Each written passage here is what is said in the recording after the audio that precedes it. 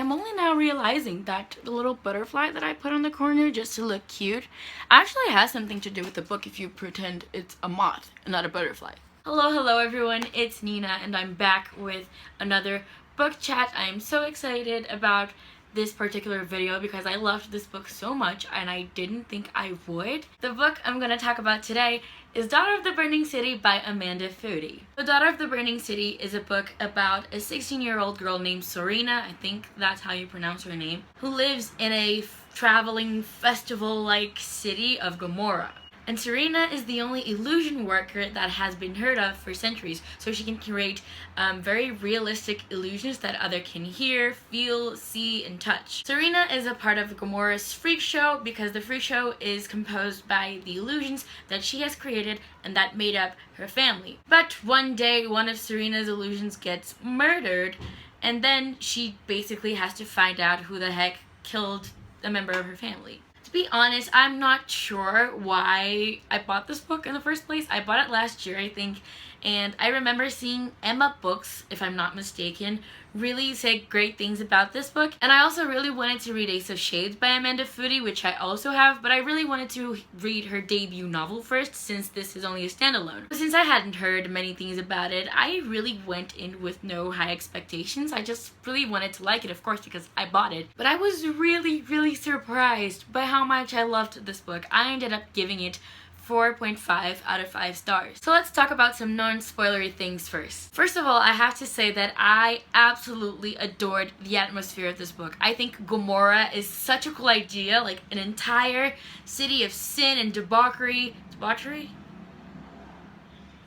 How the heck do you pronounce that word? Anyways, this whole entire festival city that's like a huge traveling circus with many attractions. There's two parts of the city, a more reputable, if you will, part, and like the downhill, which is where the thugs are and the prostitution houses and taverns. And this was really cool. I loved the atmosphere of Gomorrah, like the whole internal burning city thing. It was just really cool. Another thing that I really enjoyed was the romance. I saw someone on Goodreads comment that they thought the romance was too heavy. I disagree. I really enjoyed it. I was really rooting for the two characters and I shipped them so much, Serena and her love interest. I thought they had some really cute moments and I really liked the love interest.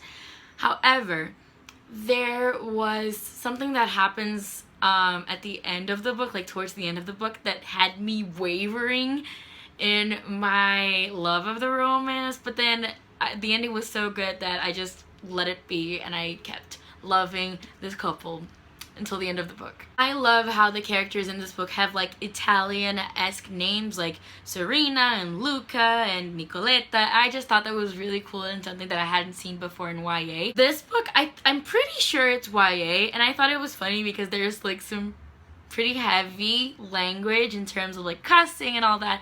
That's something that I'm not used to seeing in YA fantasy, and I just love that because honestly that's how I speak. I curse a lot. I shouldn't, but I do. I don't know, I just really liked the characters overall. The book is narrated by our main character Serena. I did like her, and I also like the fact that there is a lot of representation in this book. I don't know if other people who read it may think it's forced or not, but I really liked it. Like, Serena, our main character, is bisexual and she is deformed. Like, she has a deformity, as it describes in the book, because she doesn't have eyes.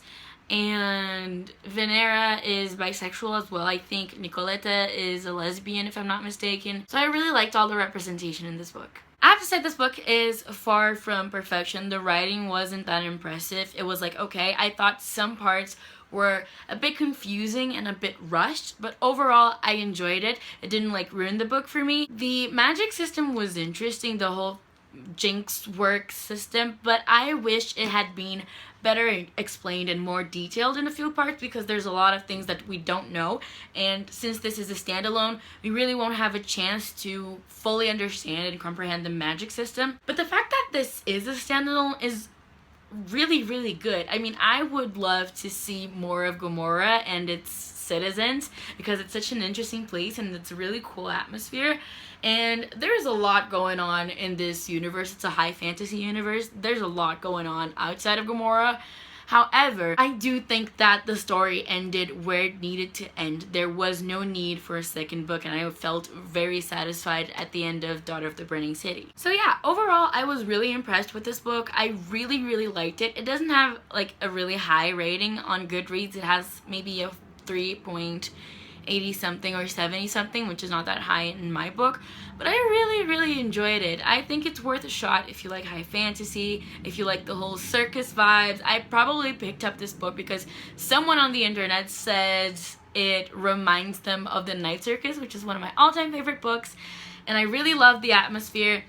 It isn't that similar to The Night Circus. I think The Night Circus is more focused on like the magical aspect of the circus, and this is more focused on like the people and the dark-ish feel of the circus, of the city. I'm sorry, it's not a circus, it's a whole city. But yeah, I definitely recommend this book if you like high fantasy. The spoiler part is gonna be really quick because I want to talk about two things only. The first is the fact that Luca is one of Serena's illusions. When they discover that, I was shook. I was like, oh my god, that changes everything. Because honestly, I really liked the romance between Serena and Luca. I thought Luca was a great character because he's so snarky and intelligent and sarcastic. It's the kind of character that I like. And I was really curious about the whole, like, maybe perhaps he's a sexual thing, but then he falls in love with Serena. Why did I say Serena? It's Sorina. Anyways, it made a lot of sense that he's one of her illusions because after she kisses him and he's like, whoa, back off, and then they get together like for good, I was like, wasn't that a bit rushed? Like, didn't things happen a bit too quickly for someone who's never been attracted to anyone? But then the fact that Serena created him with the intentions of like being his lover, it explains everything. And I have to admit that it kind of ruined the romance for me a little bit. But just like Serena was second guessing the relationship, I was also a bit like, I don't know about it. But at the end, Luca, like he said, he's his own person. He may have been created with the intent of being Serena's lover, but all of the other illusions have their own lives and their own wishes. And I just really felt like the Serena's illusions, like the people that she creates, aren't entirely made by her. You know what I'm saying? I don't know.